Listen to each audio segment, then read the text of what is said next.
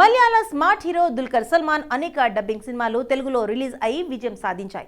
ఆ మధ్య మహానటిలో జెమిని గణేశన్ పాత్రలో తెలుగు ప్రేక్షకులకు మరింత దగ్గరయ్యాడు. దీంతో స్ట్రైట్ తెలుగు సినిమాలకు గ్రీన్ సిగ్నల్ ఇచ్చాడు దుల్కర్. అలా తెలుగులో దుల్కర్ లీడ్ రోల్లో వచ్చిన మొదటి సినిమా సీతారామం.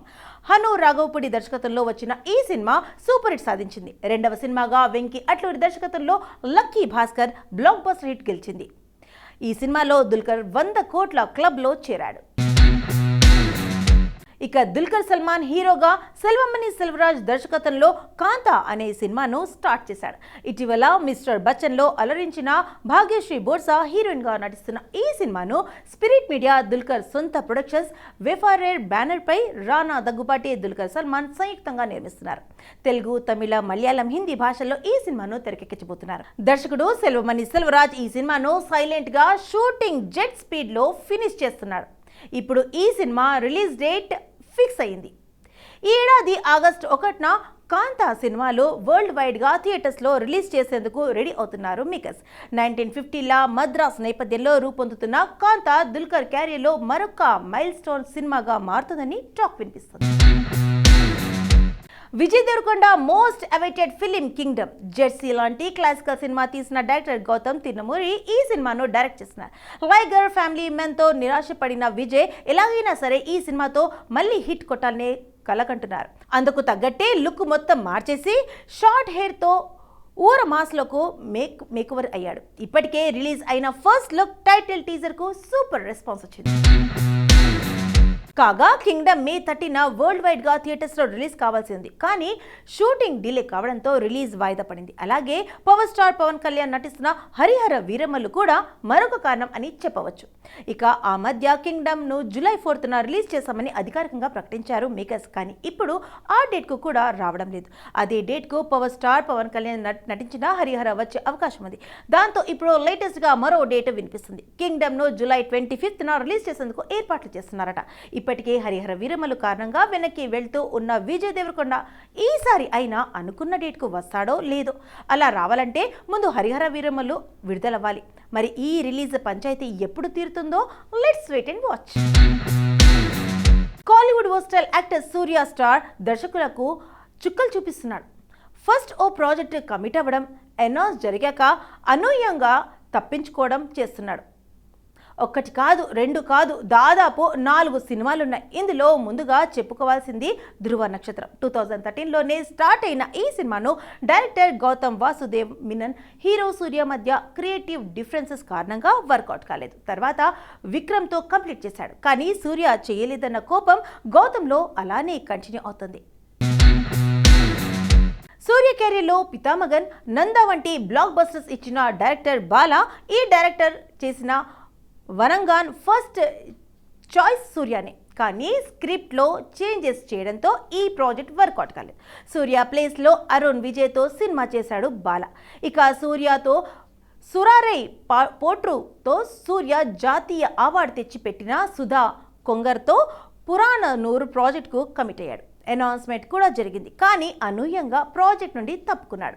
ఇప్పుడు ఇదే పరాశక్తిగా శివకార్తికేయన్తో తెరకెక్కిస్తుంది సుధా. ఇప్పుడు ఈ జాబితాలోకి వెట్రి మరన్ చేరినట్లు టాక్.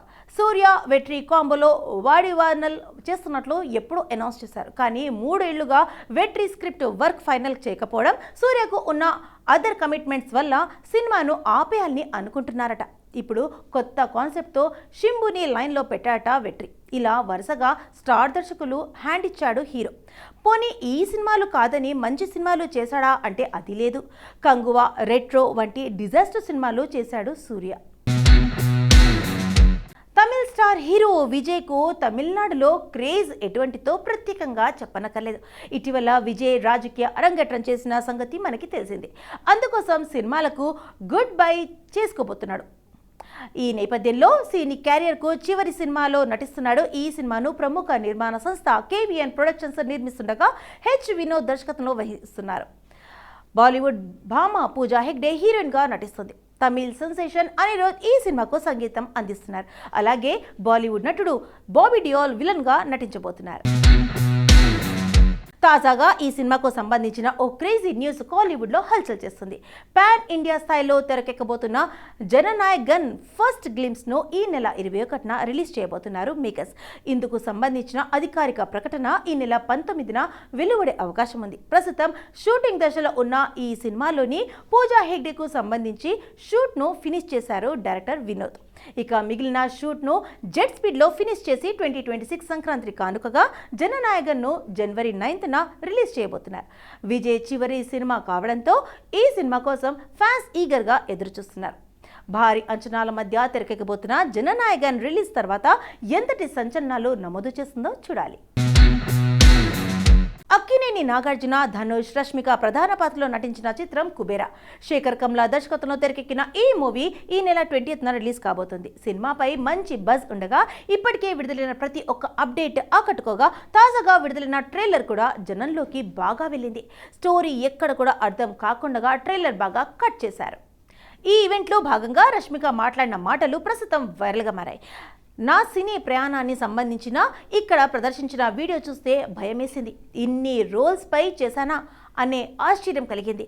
సాధారణంగా ఒక సినిమా పూర్తవడానికి ఏడాది పడుతుంది. ఆ సమయంలో చిత్ర బృందంతో క్లోజ్ అవుతుంటాం.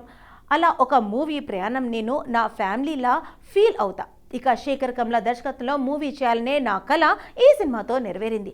రియల్ లొకేషన్స్లోనే ఆయన షూటింగ్ చేశారు. నాగార్జున సార్తో నేను నటించిన రెండో చిత్రం ఇది. ఆయన మంచి నటుడే కాదు, మంచి వ్యక్తి కూడా. ధనుష్తో ఇది నా మొదటి సినిమా మాత్రమే. మరిన్ని సినిమాల్లో నటించాలనుంది. ఈ చిత్రంలోని మా కెమిస్ట్రీ ఆ అవకాశాలు అందిస్తుందనుకుంటున్నాను అని రష్మిక తెలిపింది. మొత్తానికి ఈ సినిమాలో రష్మిక బలమైన పాత్రలో కనిపించబోతుందని తెలుస్తోంది.